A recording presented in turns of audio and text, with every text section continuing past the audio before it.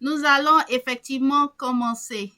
Je vous présente rapidement le programme qui avait été mis dans le groupe. Et le programme est le suivant. La première partie est toujours en français, comme on a l'habitude de le faire. Ok, 17h à 17h15, on est censé avoir fait, sinon être en train de faire l'accueil, les questions-réponses sur l'expérience d'imitation consécutive de la semaine écoulée. Et puis après, la deuxième partie en français, présentation du tunnel de production de la parole en anglais. Ça, c'est pour la première partie en français. 1 et 2, c'est en 2 étapes. La deuxième partie est en anglais. Voilà. Et elle dure tout le reste de la séance. 1h30. Suivi de l'écoute active et des apports compréhensibles de l'histoire en audio. Donc, pour ceux dont c'est la première fois, soyez encore la bienvenue à notre séance. Donc, on va passer rapidement aux questions et réponses sur l'expérience d'imitation consécutive. Donc, certains parmi vous ont fait l'imitation consécutive.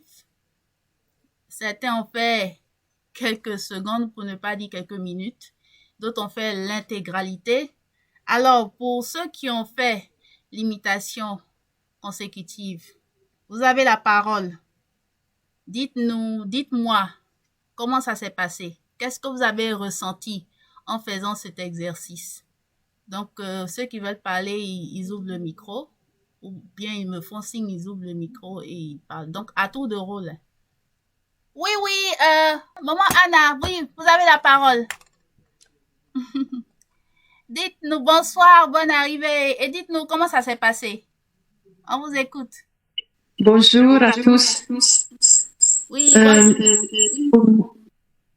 pour moi, l'expérience était assez difficile parce que j'ai pas d'expérience. J'ai commencé très récemment à étudier l'anglais. Mais qu'est-ce que c'est vrai que c'est la première fois, mais en faisant l'exercice, qu'est-ce que vous avez ressenti particulièrement en faisant l'imitation? Bon, l'histoire, j'ai bien aimé. J'ai écouté toute l'histoire. J'ai même allé la chercher sur Internet et j'ai regardé les images. J'ai bien aimé, mais je bloque toujours quand ça doit sortir verbalement. Je vois. Mais pour écouter, c'était pas un problème. Je vois. Alors, donc, c'est pourquoi nous sommes ici pour vous aider à débloquer justement. Vous aider à débloquer la voix. Ok. Merci beaucoup pour le partage, maman Anna. Alors, qui d'autre a fait l'expérience et veut partager avec nous? Vous avez la parole. Je pense qu'il y a Dienebo qui a fait l'expérience de tous ceux qui sont présents. Il y a Dienebo qui a fait l'imitation. Oui, allô? Oui, allô, Dienebo, bonsoir, nous t'écoutons. Bonsoir tout le monde. Effectivement, ça me surprend que coach Eliane m'interroge parce que j'ai pratiquement fait peut-être juste quelques secondes pour envoyer. Mais bon. Mais c'est mieux que rien. Oui, j'ai fait. Oui, j'ai écouté. J'ai écouté et puis j'ai fait les imitations à chaque fois que j'ai pu. Mais en fait, ce qui m'a posé un souci, c'est que au moment où j'ai fait mon enregistrement, j'étais limite KO. Si vous avez bien remarqué, je vous ai envoyé ça pratiquement à minuit. Je venais de rentrer d'une conférence qui a pris du temps. J'étais restée dans des embouteillages et tout. Sinon, l'écoute s'est bien passée, la répétition aussi. Jusqu'au moment de faire mon audio. Malheureusement, j'ai voulu le faire au dernier moment et j'étais très fatiguée. Du coup, j'ai pas fourni les efforts qu'il fallait. D'accord, merci. Sinon, ça s'est bien passé. Merci quand même pour les efforts, Dienebo. Même si c'est quelques minutes, c'est déjà bon. Merci beaucoup. Alors, Martial, tu nous entends maintenant? Tu m'entends? Oui, ok. Oui, bonne arrivée, Martial. Comment ça va? Ça va, ça va. Oui, Merci. tu as fait ton exercice d'imitation. Partage-nous ton expérience. D'accord. Faut dire déjà que d'abord bonsoir à tous et à toutes. Vraiment, l'exercice n'a pas été facile.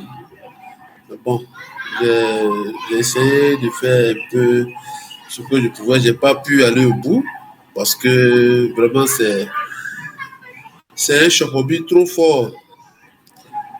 Trop fort. J'ai dû utiliser des techniques pour ralentir au maximum, pour vraiment entendre un peu les mots, mais vraiment, c'est tellement glissant que bon.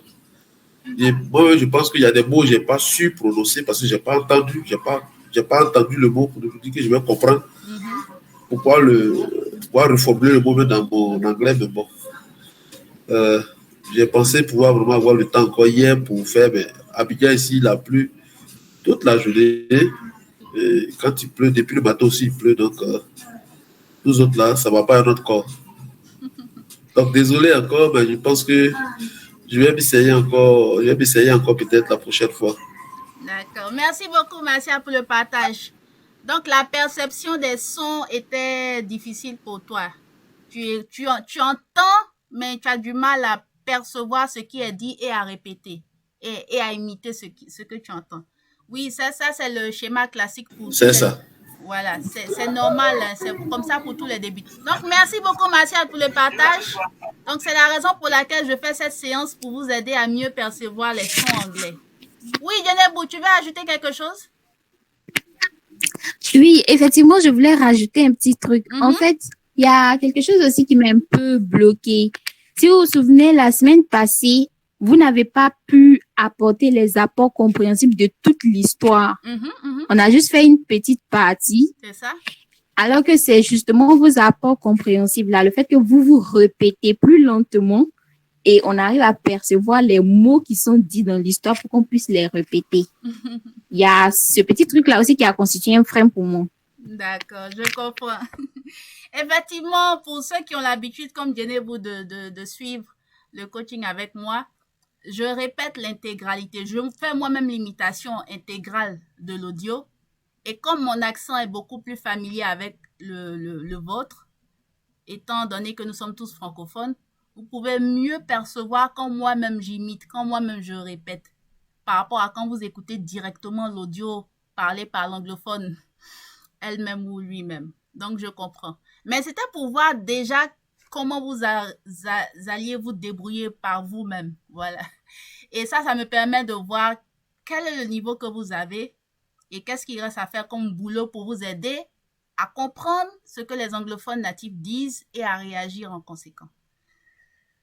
Alors, ceci étant, c'est la transition pour parler de ce qu'on appelle le tunnel de production de la parole. Donc, juste un peu de théorie avant qu'on entre dans la suite de l'histoire. Donc, pour ceux qui sont nouveaux, voilà, ou pour ceux qui viennent d'arriver aujourd'hui, tu as dit il y a quelques instants, là, je vois Gisèle. Ok, bonne arrivée, Gisèle. Voilà, et donc, monsieur Hilarion Toli est tout nouveau. Dr. J. Pierre aussi est tout nouveau. Soyez la bienvenue. Dans le CEAV English Network, qui est un grand réseau, il y a le programme de coaching qui est le CEAV English Stories. Et vous participez aux séances gratuites de coaching du CEAV English Stories. Et le CEAV English Stories se base sur ce que j'appelle la formule Z.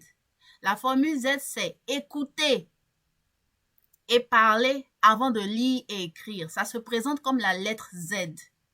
Écouter et parler avant de lire et écrire. Voilà. La communication orale, c'est l'écoute et le parler. C'est ce sur quoi s'appuie la communication écrite, qui est le lire et l'écrire, la lecture et l'écriture.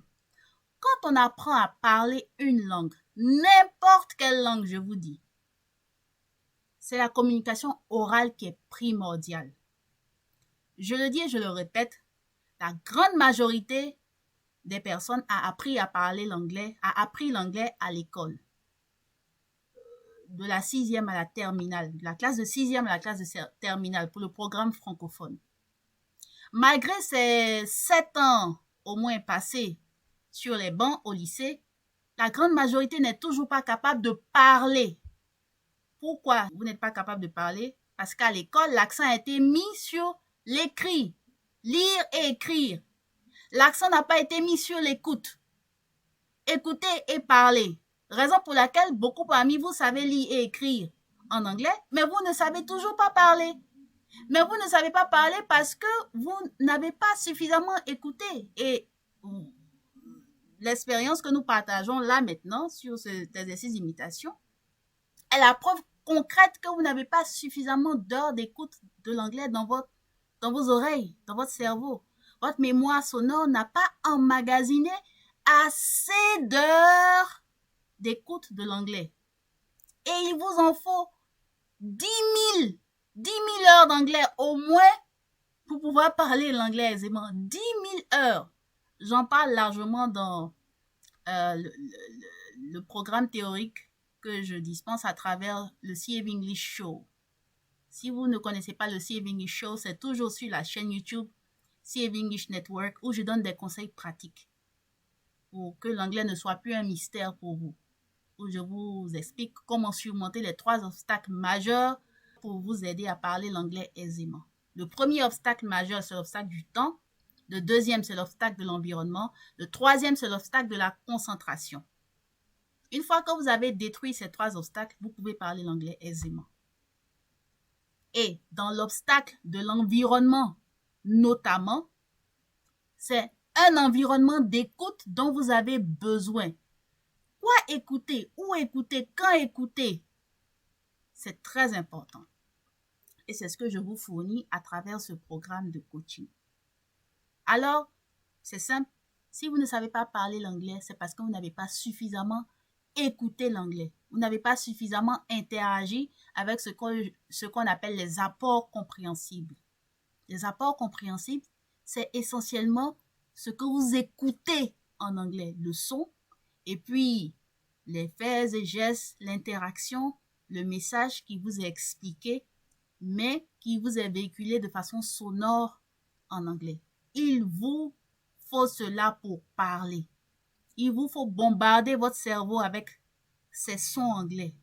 C'est ce qui va, comme je le dis, déboucher vos oreilles pour progressivement délier votre langue.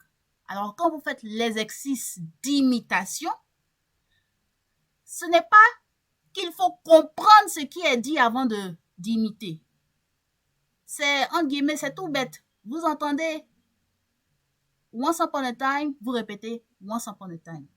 Vous répétez tout simplement ce que vous avez entendu. Ne faites pas de raisonnement. Non, pourquoi c'est prononcé comme si? Non. Répétez tout simplement. Imitez. Pourquoi l'imitation? Parce que les enfants sont de parfaits imitateurs et c'est la raison pour laquelle les enfants apprennent à parler sans lire et écrire. Ils font l'imitation. Alors, même si vous êtes adulte et que vous savez déjà parler le français ou toute autre langue, il n'y a pas deux manières d'apprendre à parler une langue. Vous aurez beau avoir des livres de grammaire, des dictionnaires usuels, dictionnaires visuels, dictionnaires, je ne sais pas moi, des bouquins de 500 pages. Vous aurez beau avoir tous ces documents ne vous permettront pas de parler. Ce ne sont pas les documents qui vous permettent de parler. C'est pourquoi je parle de tunnel de production de la parole. C'est quoi le tunnel de production de la parole? C'est comme un tunnel. Voilà, un tunnel. Et c'est sous forme d'entonnoir. Donc, c'est comme un conduit.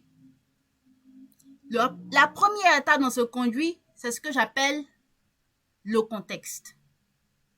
En toute chose, il y a un contexte. Par exemple, l'histoire que nous étudions dans cette séance a un contexte. C'est une histoire qui parle d'un fermier, voilà, qui parle d'un fermier avec un animal, un buffle. Ils sont dans une ferme, dans la ferme, et il se passe une situation. Donc, le contexte est une situation, de façon globale, de façon générale. Qu'est-ce qui se passe? Sinon, quels sont les premiers éléments en place? Ça vous situe en fait dans l'action. Je prends un contexte, le contexte d'un restaurant. Vous êtes dans un restaurant, c'est un contexte. Vous êtes à l'hôpital, c'est un contexte. Vous êtes à l'école, c'est un contexte. Vous êtes au travail, c'est un contexte.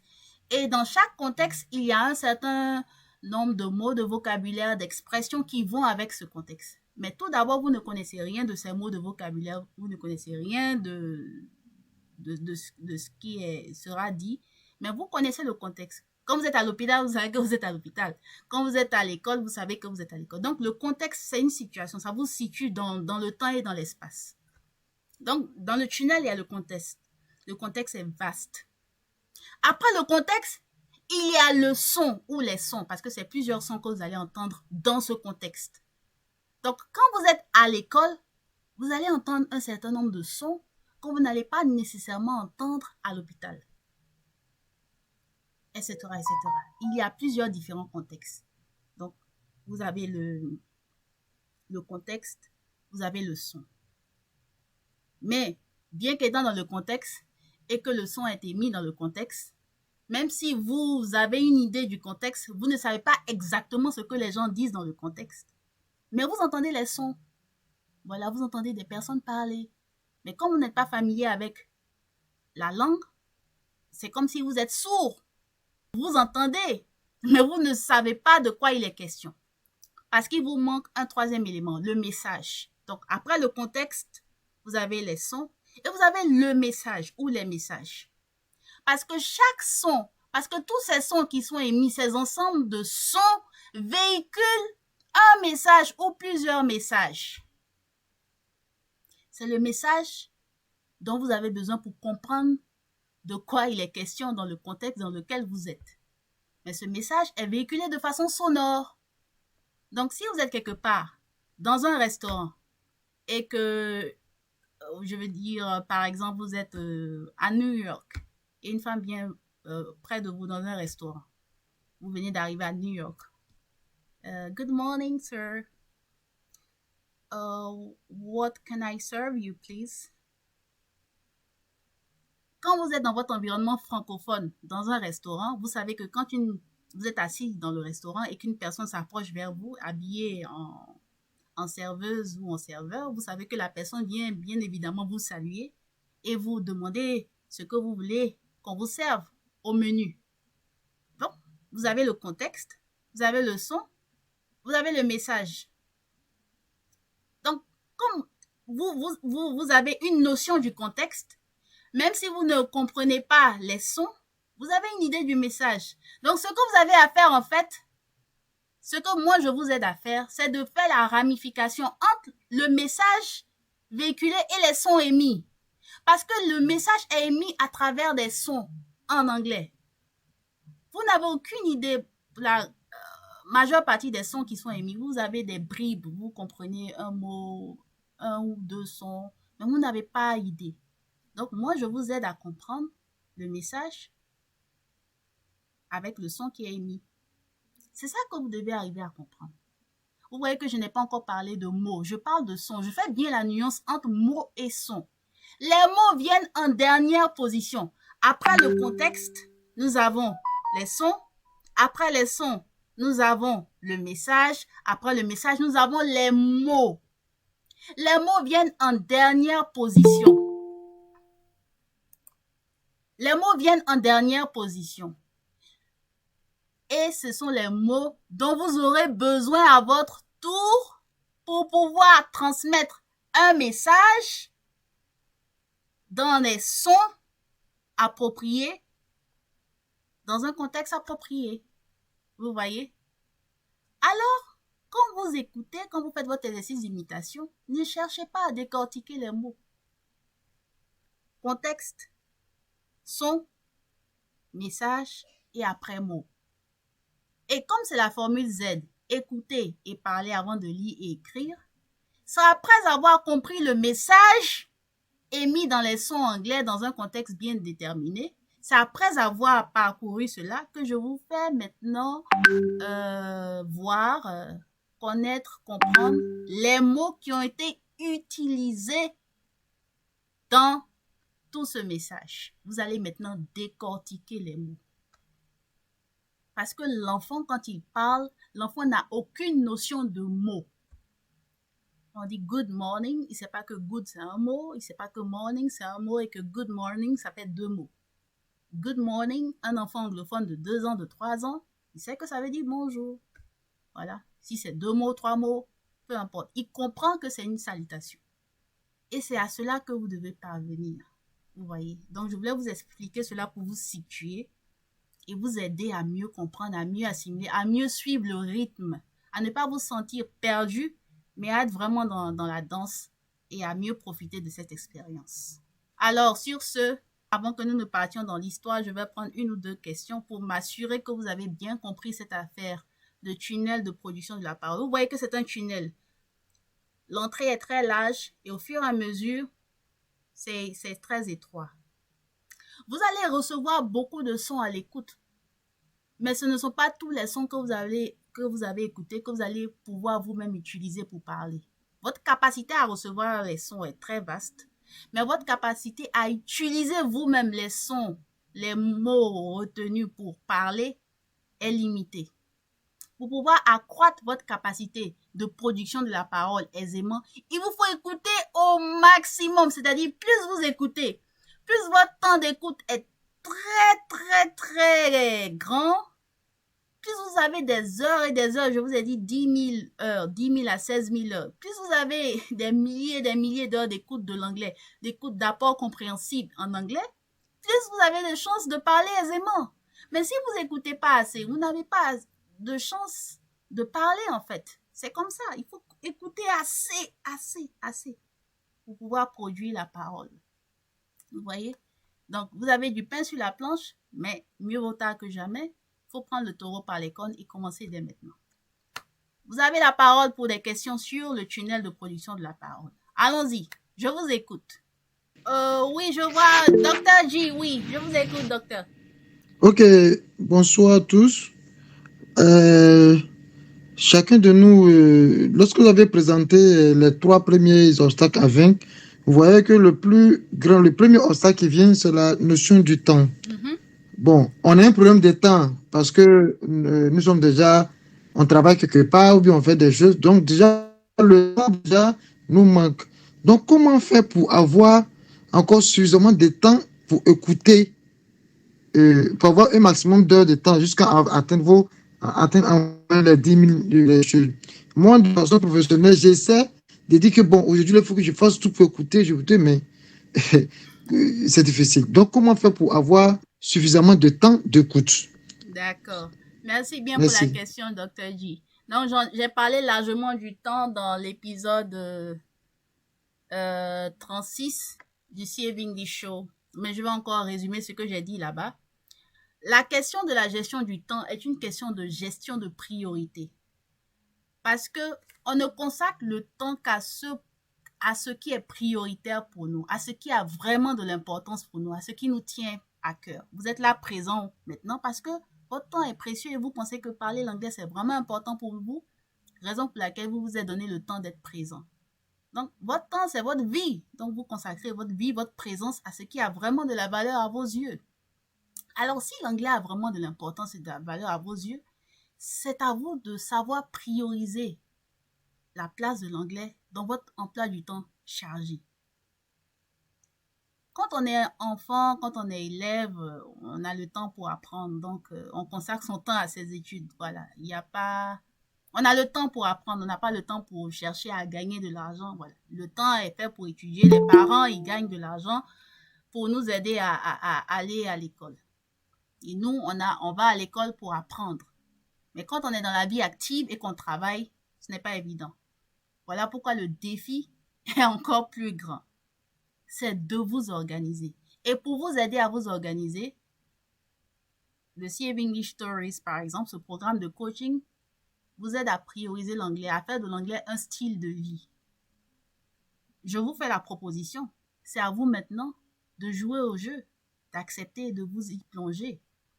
Et ce qui est intéressant, c'est qu'il prend votre temps, prend aussi votre concentration. Donc, quand je parle de défi de temps, ça va avec l'environnement et avec la concentration parce que vous consacrez votre temps dans un environnement. Et quand vous êtes dans un environnement, vous faites quelque chose qui va vous demander une attention particulière.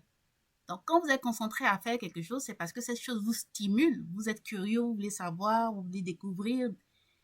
Et dans le CEAV English Stories, le programme de coaching, c'est fait en sorte que les histoires que nous étudions sont des histoires à travers lesquelles vous avez des solutions plus ou moins aux problèmes que vous avez. Ces histoires vous aident à trouver des solutions. Si quelqu'un a des problèmes d'argent et que moi je lui présente, je lui raconte une histoire à travers laquelle il peut solutionner son problème d'argent, il sera curieux, n'est-ce pas? Il va vouloir comprendre comment solutionner ce problème, et etc. Donc, la question du temps est une question de gestion de priorité. Je ne peux pas le déterminer pour vous déterminer votre priorité. C'est la raison pour laquelle dans le petit questionnaire que je vous ai donné, je vous ai demandé pourquoi vous voulez parler l'anglais. Si le but pour lequel vous voulez parler l'anglais est très grand et très important, en fait, ça ne doit pas être en déphasage avec ce que vous faites actuellement. Il y en a qui disent c'est pour avoir des promotions, c'est pour avoir beaucoup plus d'opportunités. Bon, la question est de savoir, vous avez plus à gagner en parlant l'anglais ou bien vous avez plus à perdre en parlant l'anglais. Si vous avez des choses à perdre, c'est-à-dire si consacrer votre temps à parler l'anglais va vous faire perdre gros maintenant, je pense que ça vaut pas la peine de vous lancer, apprendre à parler l'anglais. Mais si apprendre à parler l'anglais va vous faire gagner plus que ce que vous gagnez présentement dans votre activité professionnelle qui vous prend du temps, je pense que, comme on dit en anglais, c'est no-brainer. Là, il n'y a pas à faire 1000 calculs. Je vais gagner gros quand j'apprends à parler l'anglais. Autant me consacrer à l'anglais parce que ça va me procurer plus. Donc, c'est à vous, en fait, de voir la priorité et puis de vous mettre. Donc, docteur, ça peut aller? D'accord, merci beaucoup. Merci beaucoup. Donc, je n'ai pas la science infuse, je n'ai pas toutes les réponses. J'essaie vraiment de vous orienter au mieux avec des éléments. Mais je sais qu'au fur et à mesure, vous allez vraiment vous y mettre, trouver la bonne formule. Alors, nous allons évoluer. Vous êtes tous impatients pour suivre l'histoire. Alors, nous allons recommencer l'histoire et nous allons continuer. On va juste écouter ce que nous avions commencé à écouter la dernière fois et nous allons poursuivre. Donc, quand je vous fais jouer l'audio de l'histoire, je vais faire l'effort de répéter, d'imiter moi-même pour que ça vous soit plus accessible et on va évoluer. Et je vais vous apporter les apports compréhensibles. On va décortiquer cette histoire progressivement jusqu'à la terminer. Le temps ne permet pas de terminer toute l'intégralité de l'histoire en une seule séance. Le but, c'est que durant toutes les séances, durant ces 4 mois, on puisse évoluer dans l'histoire. Ne soyez pas pressés de pouvoir découvrir tout le contenu de l'histoire en même temps, mais ingurgiter les apports compréhensibles progressivement, voilà, et puis assimiler les mots bien progressivement, et cela vous donnera plus de chances, parce que l'objectif, ce n'est pas juste de comprendre l'histoire. L'objectif, c'est que vous soyez vous-même capable de raconter l'histoire vous-même en anglais, du début à la fin. Et ça, vous pouvez y arriver. So, let's go. Maintenant, c'est la deuxième partie et c'est en anglais. Donc, à partir de maintenant, je ne parle qu'en anglais. French, over. Once upon a time, when animals still had the ability to speak, a huge buffalo was living on the shepherd's farm. The buffalo was... Okay, this is what we saw last time, okay? Once upon a time, when animals still had the ability to speak, a huge buffalo was living on a shepherd's farm. Okay, so, and you gave me the translation. Okay, now what's next in our story? So, a huge buffalo, okay, was living on a shepherd's farm. Okay, now what's next? The buffalo was helping the shepherd in the field work. And the buffalo was helping the shepherd in the field work. The buffalo was helping the shepherd in the field work. The buffalo was helping the shepherd in the field work. The buffalo was helping the shepherd in the field work. So before I explain, can you do the imitation? Who wants to try the imitation? The buffalo was helping the shepherd in the field work. Yes, who wants to try something? Yes. Nobody?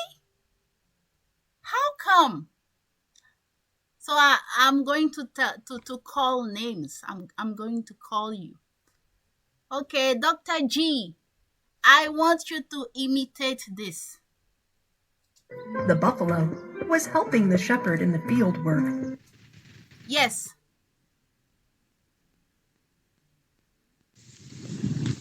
The buffalo want to help the shepherd.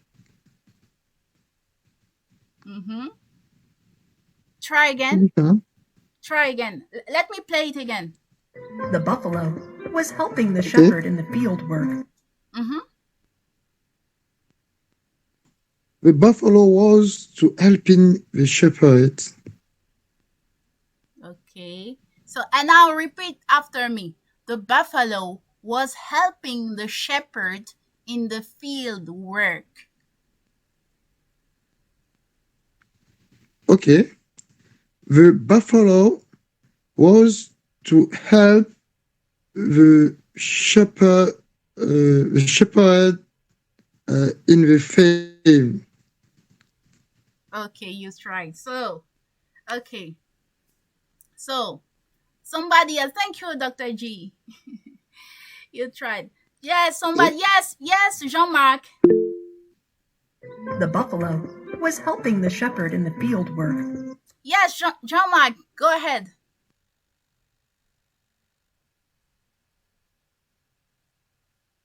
Unmute yourself, please. You are muted.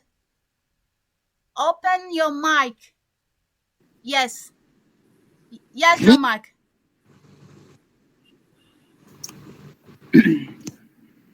Hello, Yes. everyone. Yes. Hello, Jean-Marc.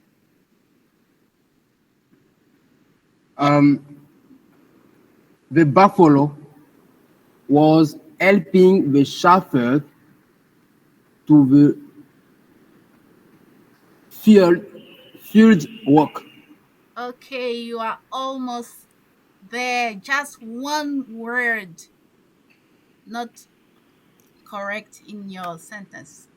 Listen again. Try again. The buffalo was helping the shepherd in the field work. The buffalo was helping the shepherd in a field work. Good. Thank you. The buffalo was helping the shepherd in the field work, because before you said two, I think you said two. So it was the buffalo was helping the shepherd in the field work. Okay, good. So, what does it mean? The buffalo. So, remember, in this field, in this farm, so farm, field, plantation, they mean the same thing. They are synonyms. So the buffalo is that big animal I told you last night. Big animal, a huge buffalo. And this animal has horns.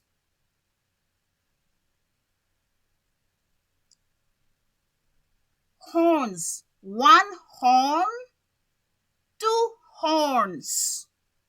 So the buffalo was helping the shepherd in the field work. This buffalo was living with the shepherd on his farm. The buffalo was help. Okay, if I have a problem, if I am in a particular difficulty, I ask for help. Please help me. So the buffalo was helping the shepherd. So he was working with the shepherd and he was helping. Maybe the shepherd needs help to dig the soil, to dig the ground. So the buffalo helped the shepherd to dig the ground.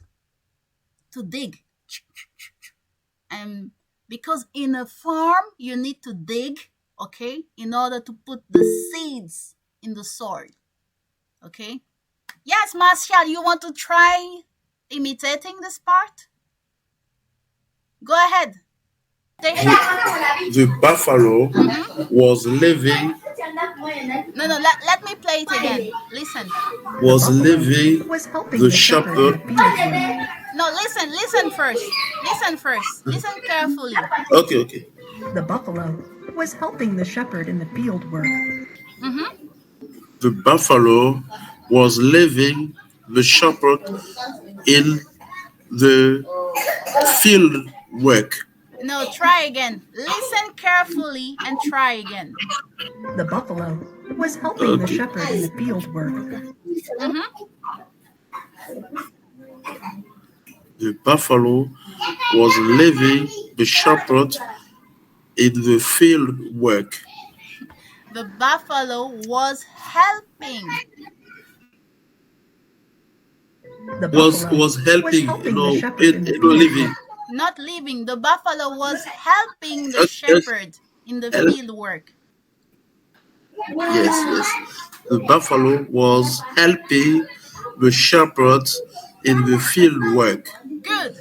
So the buffalo was helping the shepherd in the field work. The buffalo was working with the shepherd. He was helping him. For example, if I work with you, I need help. Maybe you will help me answer to my calls. Maybe you will help me, write some reports. Okay, so to help someone is to be with that person, to work with that person. Okay, so that's what the buffalo was doing for the shepherd. He was helping him.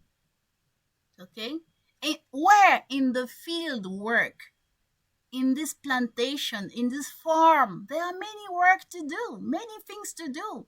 Digging the soil, maybe pouring water, okay, on the soil, okay.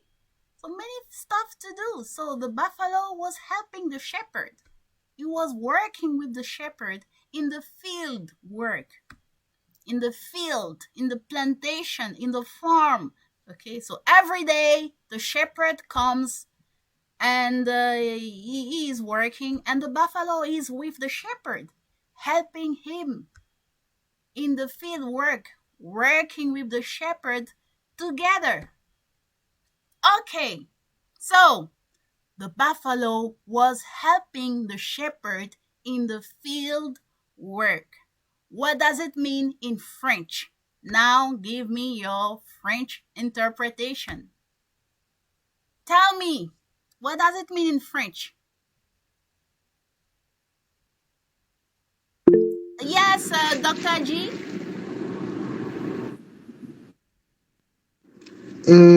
Dans cette phrase, on dit que le buffle aidait le fermier dans sa zone de travail. Good. Au travail ou bien dans son... Exactly, that's it. Thank you, Dr. G. Who wants to give another interpretation? Somebody else? Yes, Jenebu. Unmute yourself, please. You are muted. We cannot hear you. Yes. Allô? Yes, go ahead. Dans cette phrase, il est dit que le buffle aide le fermier dans ses tâches. Good. In the field work. Yes. Thank you. So, the buffalo was helping the shepherd in the field work. Yes, Jean-Marc, you want to try another interpretation? Go ahead. Ok. Le buffle aidait le fermier dans son champ. Yes, that's it. So, the buffalo was helping the shepherd in the field work. Okay, now what's next? The buffalo was helping the shepherd in the field work. And the shepherd was doing his best to make him happy. Okay. And the shepherd was doing his best to make him happy. And the shepherd was doing his best to make him happy. And the shepherd was doing his best to make him happy. Okay. Who wants to try the imitation? And the shepherd was doing his best to make him happy. Okay, Jean-Marc, go ahead.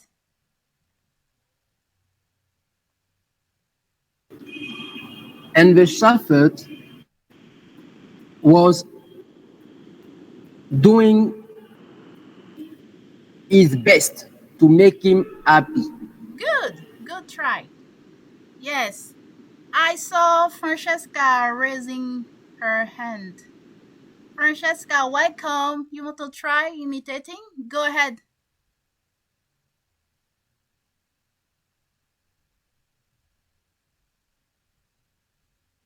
Hello, Francesca. You are muted. Okay, before she says something. Martial, yes. And the shepherd was doing his best. Oui, coach. Yes, go ahead. You wanted to imitate? You raise your hand.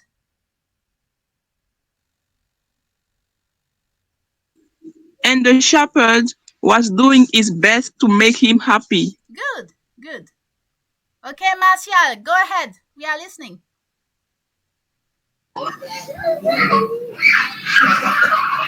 And the shepherd was doing the best to make happy. No, try again. Listen carefully. And the shepherd Okay. was doing his best to make him happy.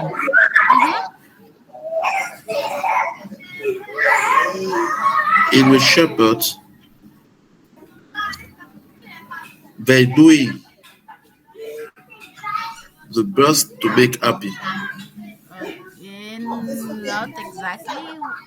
Oh, okay. Maybe Jenebu can help you. Jenebu, let's go. Yes. And the shepherd was doing best to make him happy. Good. And the shepherd was doing his best to make him happy. And the shepherd was doing his best to make him happy. Okay? So, Marshall, you want to try again? Marshall. And the shepherd was doing the best to make happy. And the shepherd was doing his best to make him happy.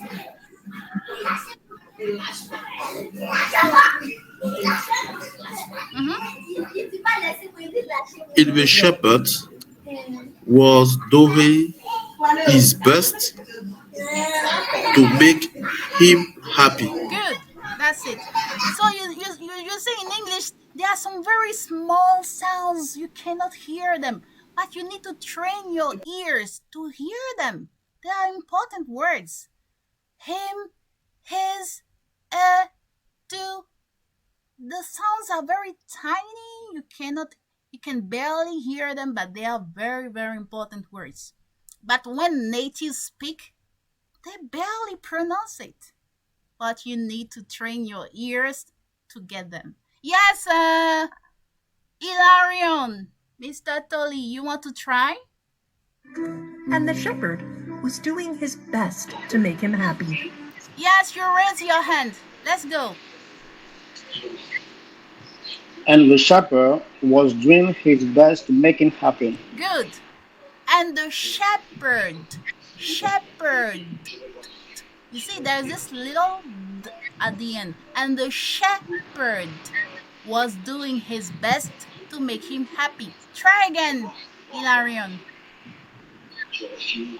And the shepherd was doing his best to make him happy. Okay, good.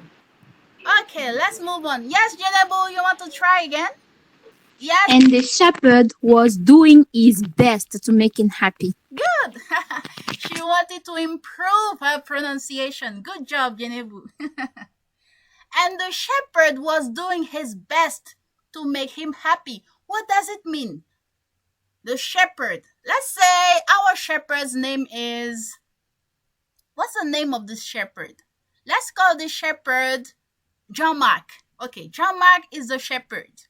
So shepherd Jean-Marc He's working, okay, in his field with his buffalo. The buffalo is helping the shepherd in the field work. And the shepherd, Jean-Marc, is doing his best to make him happy. So, Jean-Marc is working in his field with his buffalo, his helper, the buffalo. The buffalo is helping Jean-Marc every day doing the field work. And the buffalo and Jean-Marc is doing his best to make the buffalo happy. Because this is a give and take, this is a partnership. They are working together. The buffalo is helping the shepherd, and the shepherd is doing his best to make the buffalo happy. The shepherd wants the buffalo to be happy because this is a good buffalo. Oh, good job. Thank you, buffalo. You are very helpful. You are helping me every day. So, as a shepherd, Jean-Marc thinks, I need to do all I can. I need to do my best to please the buffalo. So Jean-Marc is doing his best. When you do your best, you do what you can. You do everything possible to do something, okay? For example, when you go to school, you want to succeed. You want to have good grades, okay?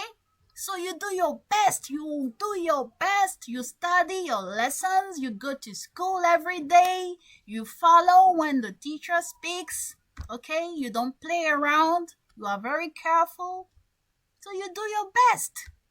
And when you are a parent, you do your best to give food to your family. As a father, I don't know if today is Father's Day. Is it Father's Day?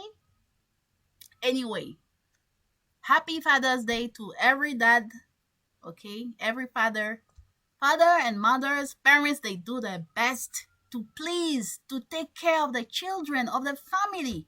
They do their best, okay? For example, as a coach, an English coach, I do my best to make you speak English. I want you to understand English. I speak slowly, I slow down when I speak, I repeat many times. I explain things for you to understand. So I do my best for you to speak English, okay? So, the shepherd, Jean-Marc, was doing his best to make the buffalo happy. So, if somebody is happy is like this. And this is sad. Or angry. So does the shepherd wants the buffalo to be angry? I'm asking you, yes or no? Does the shepherd want the buffalo to be angry? Tell me, yes or no? Does he want the buffalo to be angry? Unmute yourself and tell me yes or no. No. Okay. No. Yes, Dr. G? Yes or no? No. No. Okay. What does he want? Jean-Marc the shepherd wants the buffalo to be what? Yes. Dr. G, he wants the buffalo to be sad? Does he want the buffalo to be sad? Yes, tell me. Yes or no? I'm asking you. Unmute yourself and tell me. Does the buffalo want the shepherd?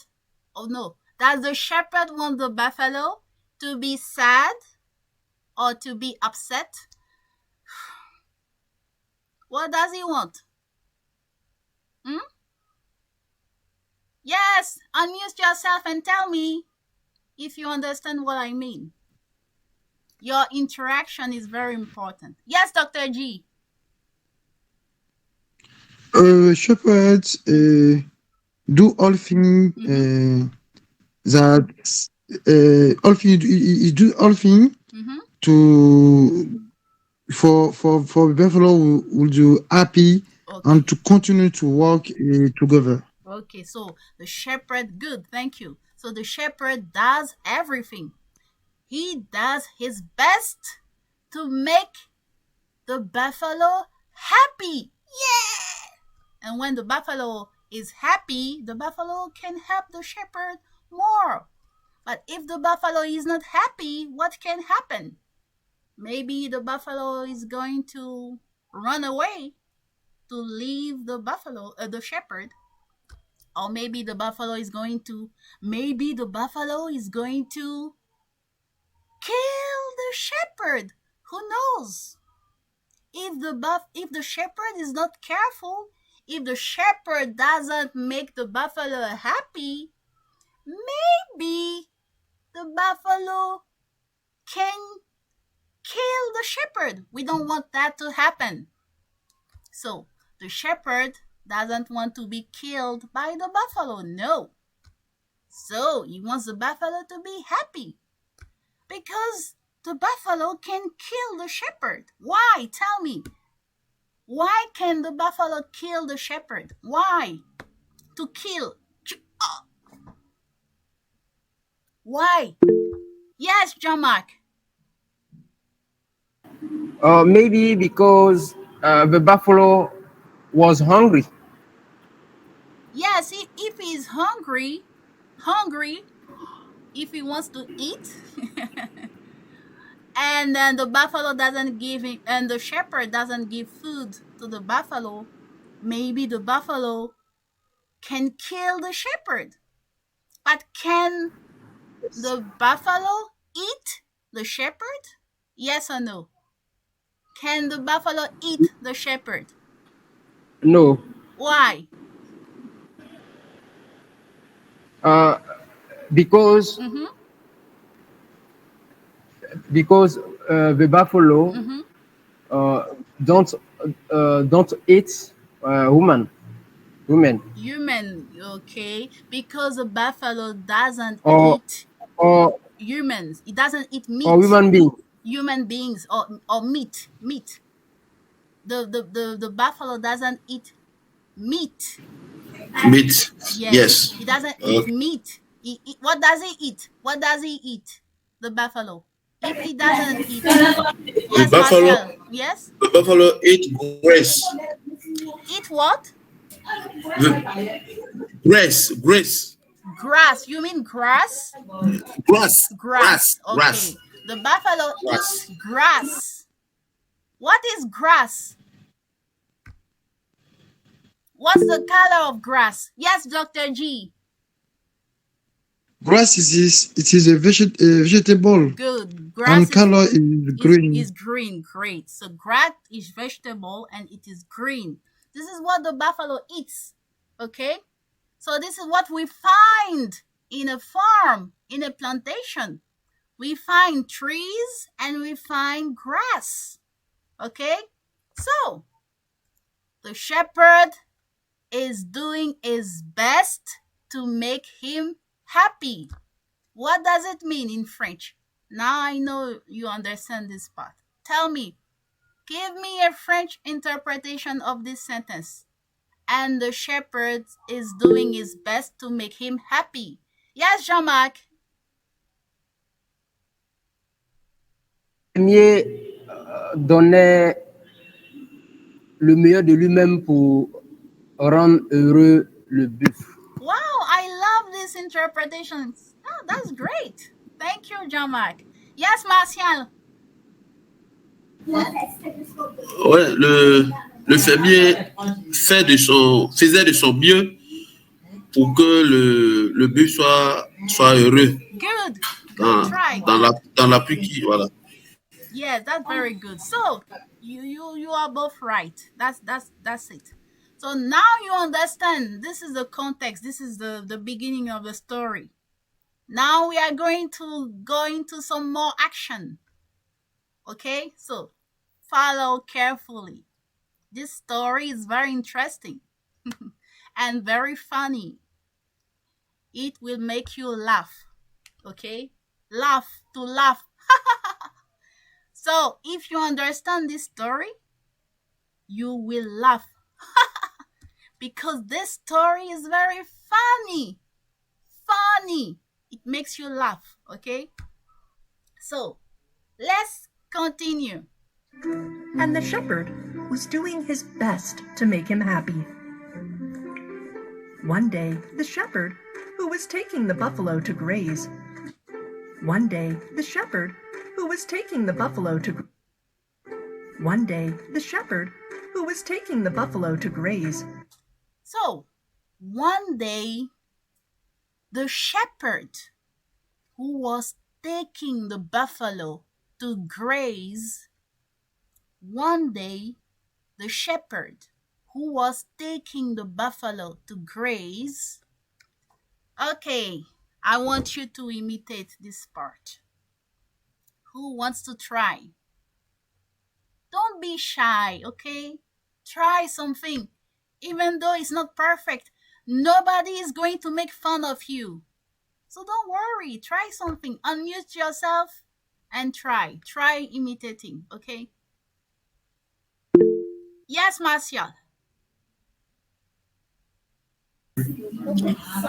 One day, the shepherd was taking the buffalo to graze.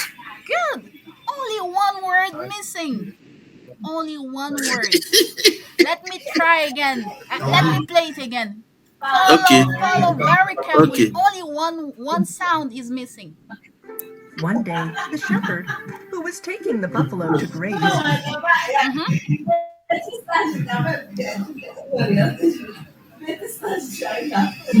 One day, the shepherd was taking the buffalo to graze. Okay. Who wants to try, Martial? Only one sound is missing. Listen carefully. One day, the shepherd, who was taking the buffalo to graze. Yes. Who wants to help Martial? Yes, Jean-Marc. Unmute yourself.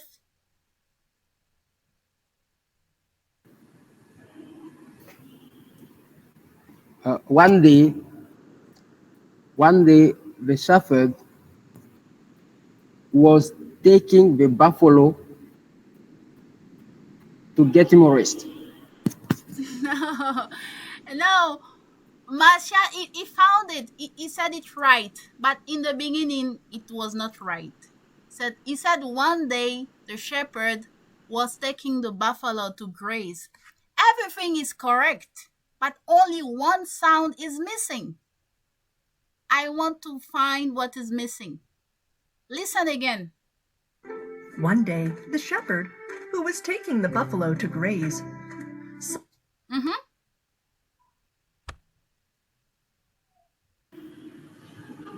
You can't find it. Yes, try again, Jean-Marc. One day, the shepherd who was taking the buffalo to graze. Great, that's it. One day, the shepherd who was taking the buffalo to graze. So what was missing is who. Yes, Dr. G. Is it what you wanted to say? So try imitating Dr. G. Go ahead. One day, the shepherd was taking the buffalo to graze. Good. One day, the shepherd who was taking the buffalo to graze. So who was? One day, the shepherd who was taking the buffalo to graze. Yes, Hilarion, you want to try? Let's go. One day, the shepherd who was taking the buffalo to graze. Good. Great job. So one day, let me explain now. 1 day, 2 days, 3 days. No, 1 day. Maybe that day was Monday. Maybe it was Tuesday. How many days are there in a week? We have 7. 7 days. Monday, Tuesday, Wednesday, Thursday, Friday, okay, Saturday, Sunday. So 1 day. What day was it? We don't know. But anyway, 1 day. 1 day. The shepherd, Jean-Marc, the shepherd who was taking the buffalo to graze. So he was going somewhere with the buffalo. So he was taking the buffalo. So he took the buffalo with him and he went somewhere. So 1 day the shepherd who was taking the buffalo. So he said, one day he said, okay, buffalo, come with me, let's go. So 1 day the shepherd who was taking the buffalo to do what? To sing? Or to dance? Graze. No. To graze. To graze. Good. To graze. What does it mean to graze? You told me earlier that animals like buffalo, they don't eat meat. What do they eat? They eat grass. So animals who eat grass, what do? They graze. They do like this. So this is to graze, So a buffalo grazes. A sheep grazes. Does a lion graze? Yes or no? Lion. No. Or does a bird, or for example, an eagle, does a bird graze? Yes or no? No. No. Okay. Or does a dog, does a dog graze? No. Okay. So those animals, they don't graze, they don't eat grass. But animals like buffalo, cow, they produce milk. Cow or sheep, those animals, they graze.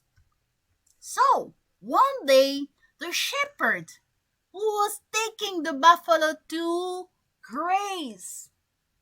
So maybe that day the buffalo was hungry. Pay attention to the pronunciation. I said hungry. I didn't say angry. Hungry. So the buffalo was hungry. He wanted to eat. So 1 day the shepherd who was taking the buffalo to graze, to eat. So the way the buffalo eats is to graze. So what does he do? He bends. The buffalo bends his head, toward the ground like this. And he eats like this. Why? Because the grass is on the ground. So he has to bend his head, and eat like this. Okay? So, one day, the shepherd, who was taking the buffalo to graze. Now, what does it mean in French? Give me your French interpretation. I'm listening. One day, the shepherd who was taking the buffalo to graze. Yes, Jean-Marc. Un jour, le fermier a amené le bœuf quelque part pour brouter. Good, great. Thank you. Jenebu. Un jour, le fermier a envoyé son buffle brouter. Good. So, one day, the shepherd was taking the buffalo to graze. So you got it. To graze. So what happened? Something happened that day when he was taking his buffalo to graze. Listen carefully. One day, the shepherd, who was taking the buffalo to graze, sat under an apple tree to get some rest. Sat under an apple tree to get some rest. Okay, who wants to try imitating this part? Sat under an apple tree to get some rest. Sat under an apple tree to get some rest. Yes, we are listening. Yes. Sat under an apple tree to get some rest. Say it again. Sat under an apple tree to get some rest. Good. Good. Great. Great. Yes. Who else? Who wants to try? Yes, John Mark. Some apple tree to get some rest. Listen carefully. Listen again, John Mark. Sat under an apple tree to get some rest. Sat apple tree to get some rest. You missed one word, one sound. Sat under an apple tree to get some rest. One more time. Try again. Sat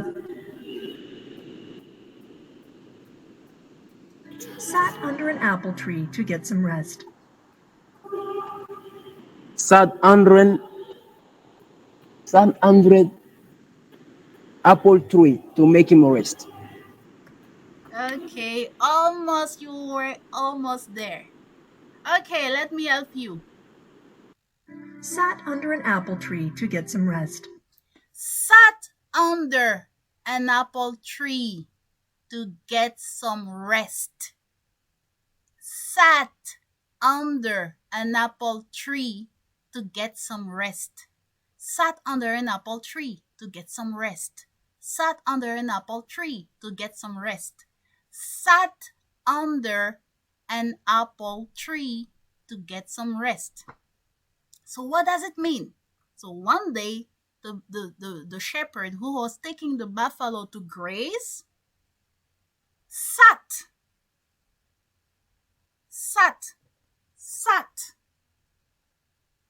So this story happened in the past. So this is past tense of sit. To sit. I am sitting now. So he sat. Okay? I'm standing. Sitting. Okay? Remember, at school, stand up, sit down. So the shepherd sat under an apple tree. He sat under an apple tree. So let's say this is my apple tree. I know this is not an apple tree. What is this? This is a Caesar. Okay. This is not a Caesar now. This is an apple tree. A tree. A tree. You know a tree? It's that big thing. Okay. You have a trunk. You have branches. You have leaves. And maybe fruits. Okay. So a tree. For example, mango tree. Who likes mango? In Côte d'Ivoire, this is mango season. Who loves mango like me? Tell me, raise your hand. Yes, I see Jenebu. So those who live in Côte d'Ivoire and I'm low. Yes, Jean-Marc. And I see Giselle. Yes, everybody loves mango. That's a fact. So, mango tree. This is a season. Mango. And you have orange tree. Or what else? Many trees, okay? But this tree was not a mango tree. Was it a mango tree? What tree was it? No. What tree? What tree? Jenebu, you said no. But what tree was it? Was it avocado tree? It sat under what? Under what tree? Yes, Francesca. Apple tree. An apple tree. Yes, thank you. He sat under an apple tree. Yes, Giselle, you want to say something? You raise your hand. Hello, Giselle. Okay, maybe she just touched something and she didn't want to raise her hand. Sometimes you don't want to raise your hand, but you happen to put your finger on this and it appears. So, he sat under what? Under an apple tree. Under. So this is my apple tree. I am under. Okay? Under. Under the apple tree. Okay? So he sat under an apple tree. An apple. Apple. You know what an apple is? An apple is a fruit. So an apple tree is a tree that grows apples. So an apple tree. You know an apple, that fruit. We eat apple like that.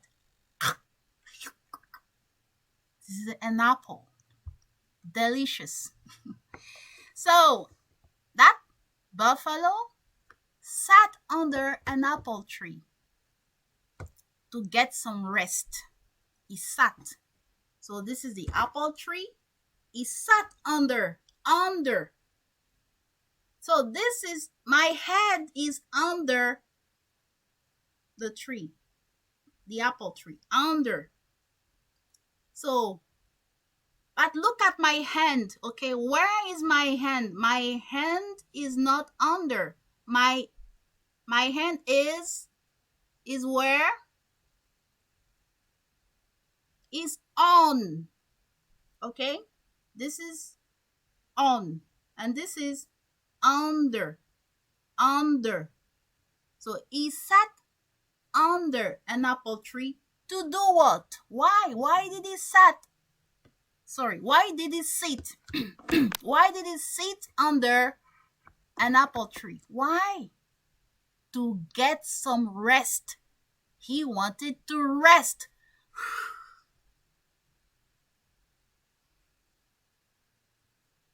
Because he is a hard worker. He works every day in his field. There are many works to do, so many things to do. And the buffalo is helping him. And he is tired. He wants to get some rest. So he sat under an apple tree to get some rest. Maybe he wants to sleep. Or maybe he just wants to sit and do nothing and relax. Okay? So, sat under an apple tree to get some rest. Sat under an apple tree to get some rest. What does it mean in French? Tell me. Give me your French interpretation. Let's go. Don't be shy. Yes, Francesca. Yes, you are muted. Assis sous un pommier pour se reposer. Good. Yes. Somebody else? Oh, is it okay? Yes. So she got it right. Sat under an apple tree to get some rest. So let's put everything together. Listen. One day, the shepherd, who was taking the buffalo to graze, sat under an apple tree to get some rest. Now, I want someone to repeat, to do the imitation in English and to give the interpretation in French at the same time. Listen. One day, the shepherd, who was taking the buffalo to graze, sat under an apple tree to get some rest. Okay, who wants to try the challenge? You imitate and you interpret. Yes? Or is it? Can Yes, you Francesca? repeat, please? Yeah. Okay. One day, the shepherd, who was taking the buffalo to graze, sat under an apple tree to get some rest.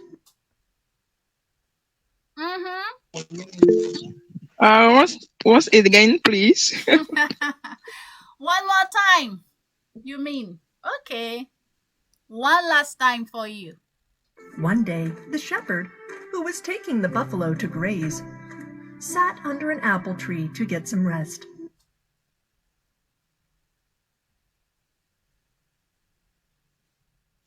One day,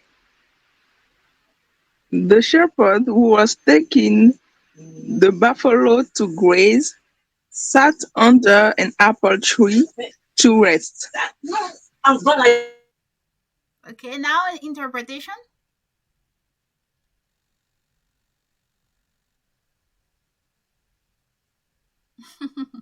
You are not ready for the interpretation then. Okay, Jean-Marc, go ahead. Yes, I'm ready. Yes, Francesca, what? One day, Yes, Sorry, le Jean-Marc. fermier. Okay, Francesca, let's go. Le fermier qui accompagnait le buffle pour brouter s'assit sous un pommier pour se reposer. Good. Great. Okay, who has Jean-Marc? Let's go. Listen. Thank you, Francesca. Now, Jean-Marc, listen, imitate, and interpret. One day, yes. the shepherd, who was taking the buffalo to graze, sat under an apple tree to get some rest.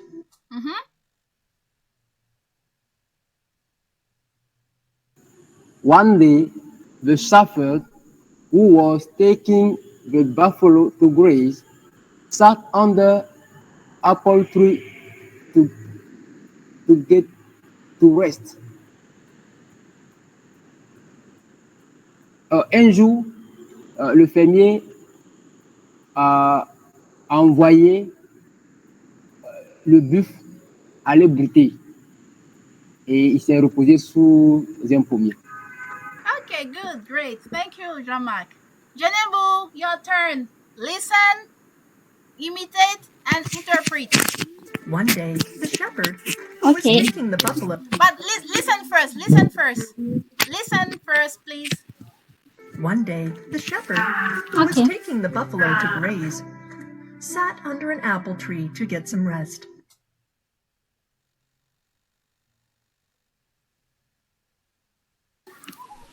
One day, the shepherd who is taking the buffalo to get some rest.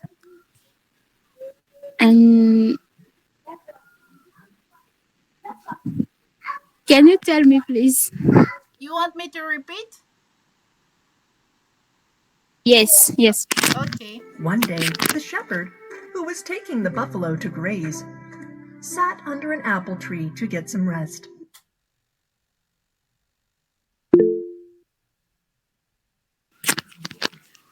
One day, the shepherd who is taking the buffalo to graze sat under an apple tree to get some rest.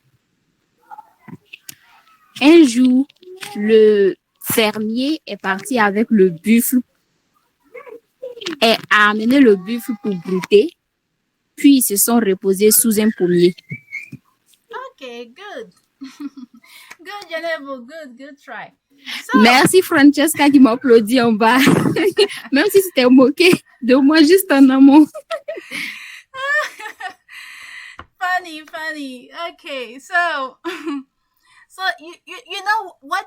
All you have to do is to try. Okay, let's enjoy it. Enjoy it. So good. One day, the shepherd who was taking the buffalo to graze, sat under an apple tree to get some rest. Now more suspense. Now exciting things are coming. Yes, good job everyone. Good job to you, Jean-Marc. To you too. Thank you. Now, let's go deep in this story. What's next? So when that shepherd took his buffalo to graze and sat under an apple tree, what happened at that moment? What happened? Let's find out. Listen carefully. At that moment, a hungry, cunning wolf sneaked up and followed them. At that moment, a hungry, cunning wolf sneaked up and followed them. At that moment, a hungry, cunning wolf sneaked up and followed them. Yes! Who wants to try the imitation? At that moment, a hungry, cunning wolf sneaked up and followed them. You know what? Let me tell you something. Don't be afraid to make mistakes. Don't be afraid. Don't be shy. Try something. Okay? Don't care. Don't worry. Oh, people will make fun of me. People will laugh at me. No. Try it. Okay? So, let me play it again. At that moment, a hungry, cunning wolf sneaked up and followed them. Joma, go ahead. At that moment, a hungry, coming wolf and sneak up and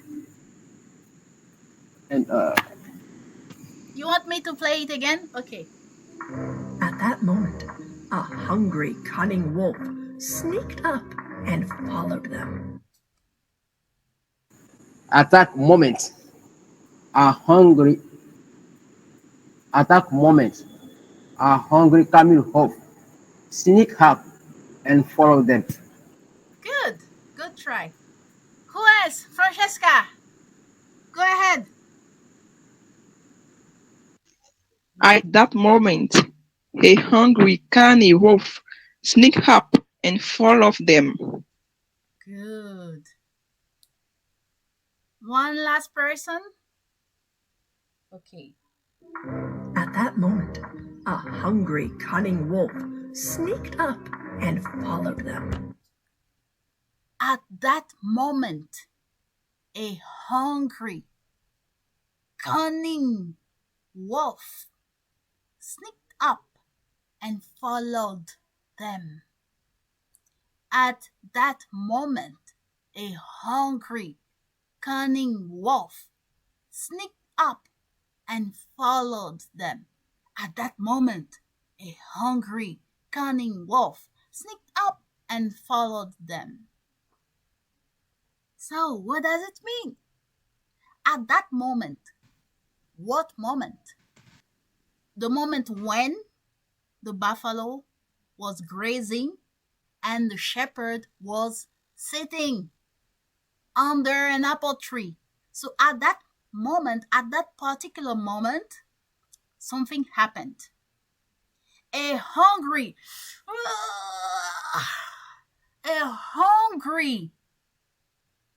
cunning wolf. Ahoo! This is a wolf. A hungry, cunning wolf sneaked up and followed them. He followed who? He followed the buffalo and the shepherd. So a wolf eats buffalo. A wolf doesn't eat grass. He doesn't eat vegetable like the buffalo. No. A wolf eats, what does he eat? A wolf eats grass. No. A wolf eats buffalo, sheep, cows, So a wolf eats meat. So that wolf was hungry. He wanted to eat. Oh, I want to eat something. So at that moment, he saw a buffalo and he saw a shepherd. He sneaked up and followed them. He followed them. He followed the shepherd and the buffalo. So he saw the shepherd and he saw the buffalo. The buffalo was grazing and the shepherd was sitting under an apple tree. He saw them. And he was hungry. Oh, there's food to eat. So he followed them. But he didn't want the buffalo and the shepherd to know he was around. So what did he do? He sneaked up. He sneaked up and followed them. Okay? So at that moment, what is that moment? The moment when the buffalo was sitting. Was the buffalo sitting? No. When the shepherd was sitting under an apple tree. And when the buffalo was grazing, at that moment, a hungry, cunning wolf sneaked up and followed them. Okay? So, what is your understanding of this part? At that moment, a hungry, cunning wolf sneaked up and followed them. Yes, Francesca, go ahead, try. À ce moment, un loup affamé. Yes, go ahead, sorry. But before I would like you to do the imitation. If you want to do the imitation and then give me the intro, because the most important is for you to do it in English, to say it in English, and then you give me the French interpretation. So let me play it again. At that moment, a hungry, cunning wolf sneaked up and followed them. Yes, go ahead. At that moment, a hungry, cunning wolf sneaked up and followed them. À ce moment, un loup affamé les suivit en cachette. Non. À ce moment, un loup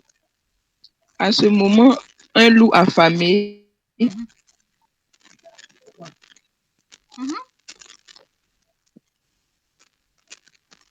Yes, continue. se cacha et les suivit. Okay. Yes, that's it. So, Jean-Marc? Suivit le fermier et le bœuf. Okay. That's it. Yes, Dr. G. Okay. At moments, a hungry cunning wolf. Let me play it again first. Let me play it again for you. Okay. At that moment, a hungry, cunning wolf sneaked up and followed them. At that moment, a hungry, cunning wolf sneaked and followed them. Okay, try again. Listen again and try again. At that moment, a hungry, cunning wolf sneaked up and followed them. At what moment a hungry, cunning wolf sneaked up and followed them? You tried. I know it's not easy, but good try. Yeah, Jean-Marc. Is interpretation in French. But before interpretation, I want you to do imitation because the most important is for you to say it in English. So So let me play it again. You do imitation and you do interpretation. Listen. Okay. At that moment, a hungry, cunning wolf sneaked up and followed them. At that moment, a hungry, cunning wolf sneaked up and followed them.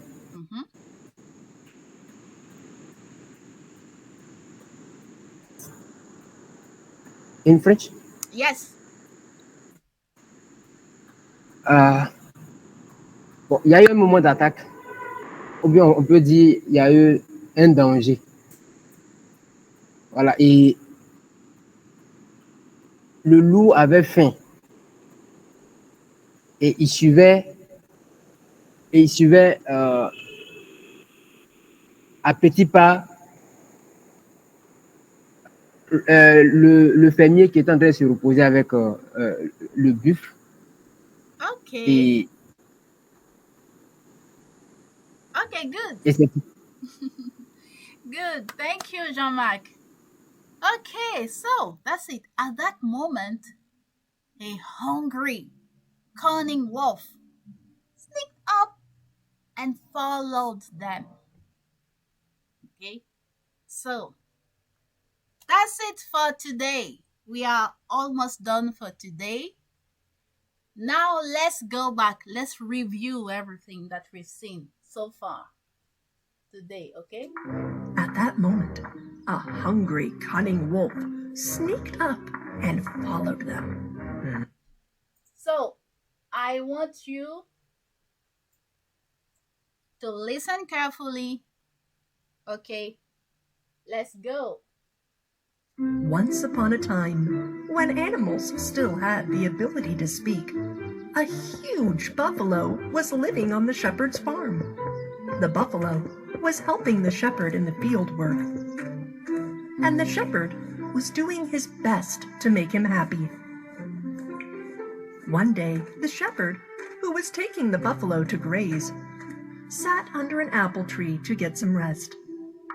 At that moment, a hungry, cunning wolf sneaked up and followed them. Okay, so now your homework for next week, before next Sunday, your homework is to do the imitation of this short part. This short part, okay? This one. Once upon a time, when animals still had the ability to speak, a huge buffalo was living on the shepherd's farm. The buffalo was helping the shepherd in the field work, and the shepherd was doing his best to make him happy. One day, the shepherd, who was taking the buffalo to graze, sat under an apple tree to get some rest. So only this part. You do the imitation, you record yourself, and you send it to me before next Sunday. So now let's conclude this session. Let's wrap it up in French. Alors, c'est la fin de la séance pour aujourd'hui.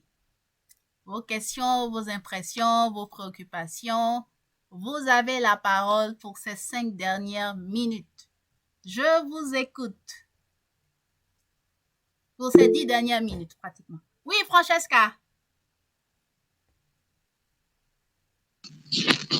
Coach, cunning wolf, ça veut dire quoi? C'est ça que wolf, c'est loup. Cunning. Okay. Cunning wolf. A very intelligent. Cunning. Cunning, it means very intelligent, very clever. He knows what he wants. A cunning wolf. A very smart wolf. Intelligent wolf.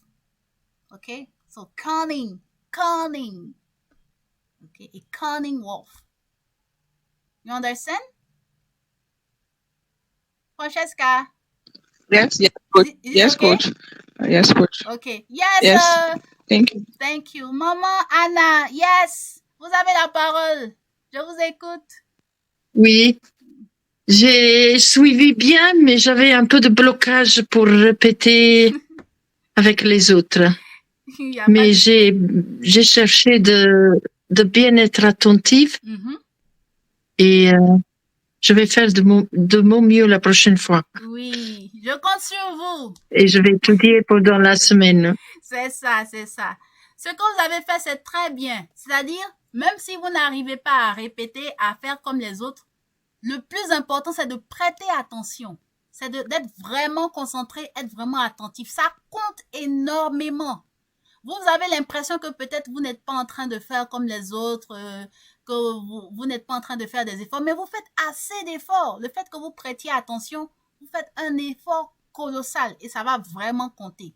Parce que tout le monde n'a pas le même rythme de réaction.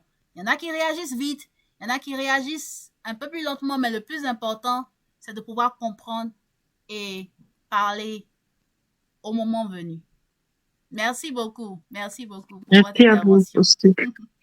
Alors, qui d'autre veut poser une question, une préoccupation? Qui d'autre? Oui, ouvrez le micro et exprimez-vous, surtout les nouveaux venus, ceux qui participent pour la première fois. Bon, il y en a qui sont partis pour des problèmes de connexion, pour des problèmes de temps, qui n'ont pas pu suivre jusqu'au bout. Il y en a qui viennent d'arriver. Oui, Jean-Marc, tu as une question? Pas de questions. Juste vous dire merci. Et aussi dire merci à tous mes collègues voilà, qui sont sur cette plateforme. C'est vraiment intéressant de pouvoir écouter et en même temps essayer de traduire et chacun essaie de donner un peu son point de vue, son avis. Et c'est vraiment important, c'est vraiment intéressant. Ça aide tout un chacun de nous à pouvoir apprendre les uns les autres. Et ce que j'aimerais dire, c'est que lorsqu'on écoute et que quelqu'un est en train de répéter, si les autres n'ont pas encore réagi par rapport à ça, il faudrait être vraiment attentif pour essayer de voir ce que l'autre va dire. Parce que là, ça te permet d'anticiper. Voilà, bon, lorsque ça va arriver à ton tour, déjà, tu sais comment est-ce que tu vas faire pour pouvoir facilement répondre. Donc, merci beaucoup et j'espère que ça va, on va continuer sur cette lancée, que nous puissions voilà, parler l'anglais comme il faut. Merci. Merci beaucoup, Jean-Marc. Jean-Marc a évoqué un élément tellement essentiel. Pourquoi je parle d'imitation? Je ne vous demande pas de deviner, je vous demande d'imiter. Vous pouvez m'imiter moi, vous pouvez imiter l'audio originel, vous pouvez imiter ce que vous entendez parler. Parce que c'est fondamentalement comme ça que les enfants font pour parler. Ils imitent tout ce qu'ils entendent autour d'eux. Les parents, les frères et sœurs, les amis. Tous les sons qui sont prononcés dans leur langue autour d'eux, ils imitent. Ils s'amusent avec. C'est comme ça qu'ils parviennent à parler. Donc, quand quelqu'un a dit once upon a time, voilà, il a dit ça, ok, je vais aussi dire exactement. C'est ce qu'il faut imiter, c'est très bon d'imiter. Faut pas dire non, si je dis, ils vont dire que j'ai fait comme lui. Oui, il faut faire comme. En fait, c'est comme ça qu'on parle, hein. D'autres vont parler de tricherie. Mais ça, c'est une tricherie positive. En toute chose, on fait du copier-coller, surtout quand il s'agit du langage. On n'invente pas la roue. On fait comme les autres. Mais il faut surtout faire comme ceux qui le font bien. Voilà pourquoi vous avez un parent linguistique qui vous guide. Et c'est ce rôle que je joue. Quand vous n'êtes pas sur la bonne voie, je vous aide à être sur la bonne voie, sans vous blâmer, sans vous réprimander, mais je vous aide à bien faire, à bien parler. Et c'est comme ça que vous apprenez. Donc, c'est vraiment essentiel. Voilà pourquoi c'est un coaching groupé. C'est vrai que je prends du one-on-one, je fais des coachings individualisés pour des cas spécifiques, des besoins spécifiques.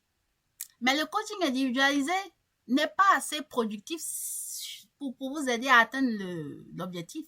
Parce qu'il faut que vous soyez dans un groupe. Il faut que vous soyez dans un ensemble pour qu'il y ait une saine émulation. Vous faites comme les autres. Voilà, vous interagissez, ça fait du bien. Imaginez si les êtres humains étaient isolés, si on ne vivait que 2 sur Terre ou 3 personnes. Non. La preuve, il y a 8 milliards d'habitants sur la Terre. Vous êtes dans une famille de 2, 3 ou 4 personnes. Il faut du monde autour de vous.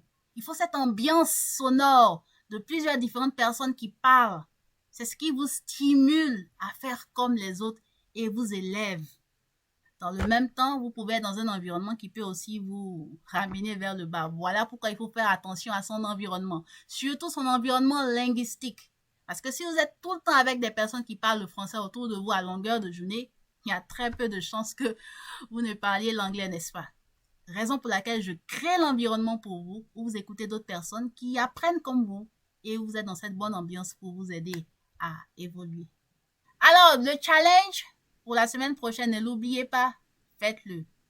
Organisez-vous. Je sais que vous êtes occupés. Le temps, c'est vraiment l'un des plus grands défis. C'est le premier défi. Vous travaillez, vous arrivez le soir, vous êtes fatigué. Qu'est-ce que vous faites? La séance est enregistrée en intégralité et est disponible sur YouTube. Ne passez pas par 4 chemins. Jouez la séance, même si vous n'êtes pas assis à suivre la vidéo, jouez-la et faites autre chose.